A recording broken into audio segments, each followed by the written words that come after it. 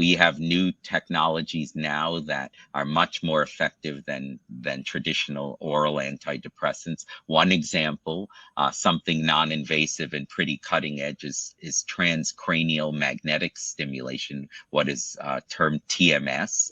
And TMS is very interesting. It's a treatment that involves pulsing the brain, a certain area of the brain, with magnetic energy. And this treatment over time leads to chemical changes within the brain that result in lasting antidepressant effects. So you have a treatment for depression that doesn't involve drugs, avoids the side effects of most of the drugs, which can be significant.